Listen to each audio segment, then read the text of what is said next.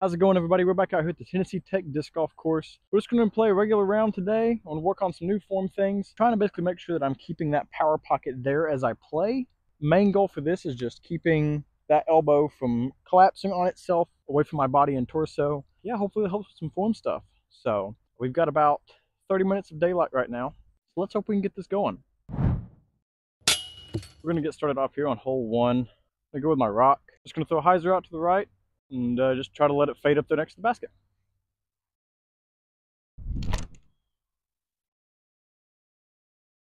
Needs to hurry back a little faster.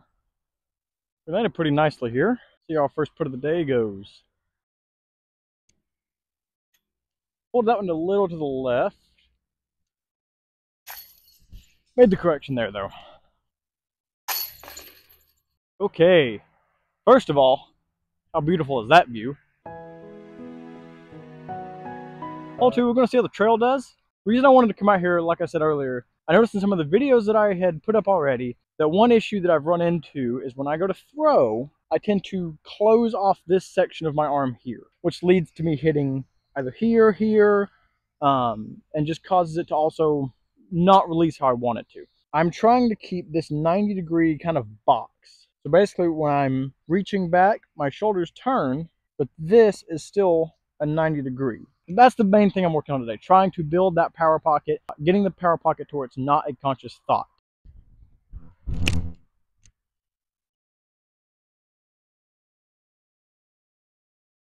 All right, we're in a good spot here. A little past the basket. All right, we're about 15 past, I believe. A little too high. Tell you, player B really needs to become my player A. All right, hole 3. Long shot, gonna throw the Gorgon. Slight hyzer, get flip up, hopefully flip over a little bit. Hold it for just enough to get close to the drop off at the end of the fairway and put me towards the top of the hill. That's way too much hyzer. That came out with a lot of hyzer and was pretty nose up. Why it went straight up into the air almost. So we're towards the left side of the fairway here. I'm going to use the Luna to go the rest of the way here.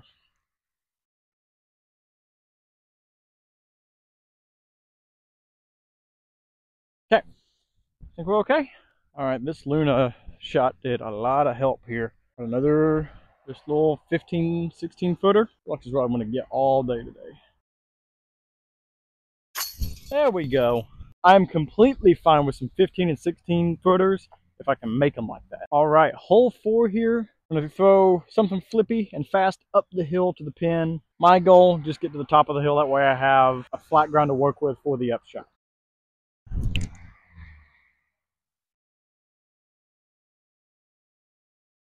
We made it a pretty good ways up the fairway.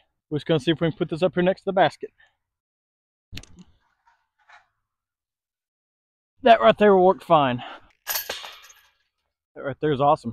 All right, here we are at hole 5. Big thing you want to watch about on this hole is you want to avoid throwing uphill on this hole at all costs because it's such a downhill shot. Even though it doesn't really look like it, you don't have it fading out early. So on the trail here again, still focusing on keeping this elbow up and out the entire way through.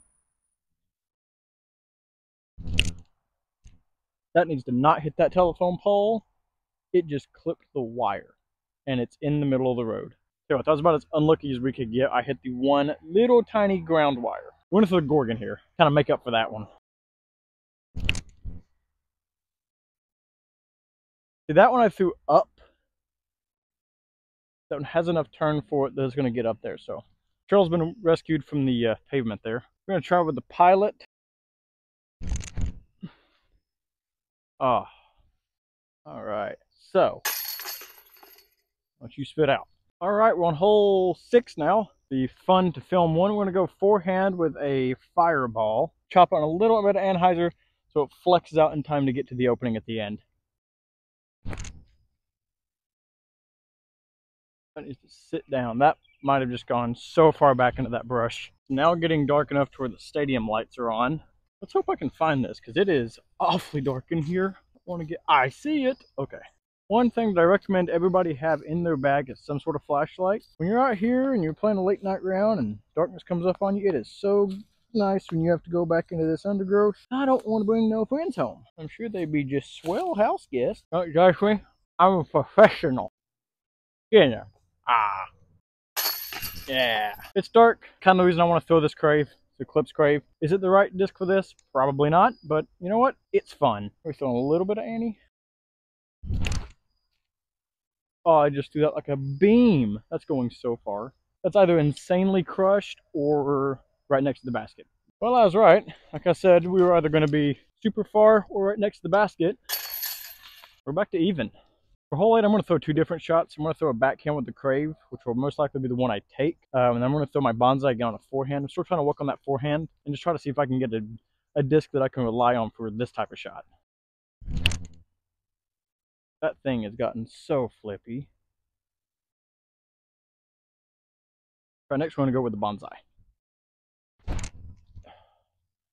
That's pulled right. I mean, that's crushed, but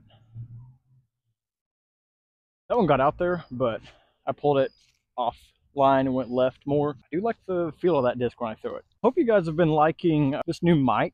My only complaint with it is that to me, it cancels out way too much ambient noise. It makes it sound like I'm in a vacuum almost. So much better than just running off the iPhone mic. I'm hoping that with the further we go on, I can get even better gear, hopefully a better camera in the future. That'd be awesome. So let's finish up this last hole here and get out of here before it gets too dark. These lights are honestly helping an absolute ton right now. I'm not sure. I need to actually come out here and check one day if these road ties classify as the circle. I think they're a little further out than circle 1, but I need to check. But I know we're definitely outside of it here.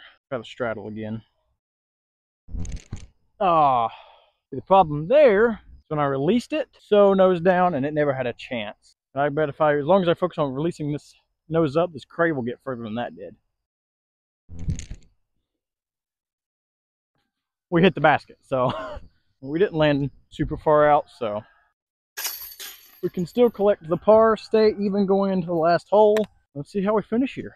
All right, last hole. We are pretty much out of daylight. We're gonna go with the passion here. Just gonna try and get up there close. Honestly, go right now, just keep par. Technically, the next episode of Chasing Par, we're supposed to be out here. So if we get par, then technically we've got par. So I guess that means next time we come out here, we got to break even. I'm also throwing 2 off the last. I'll take the first though. Needs to flip up. Not going to. Just clipped that left tree there. We're in a pretty good spot. Wish I had my UV light. I'd light this crave up. Needs to come back. Passion landed right here. The crave landed just a little bit further up. Want to go with the pilot?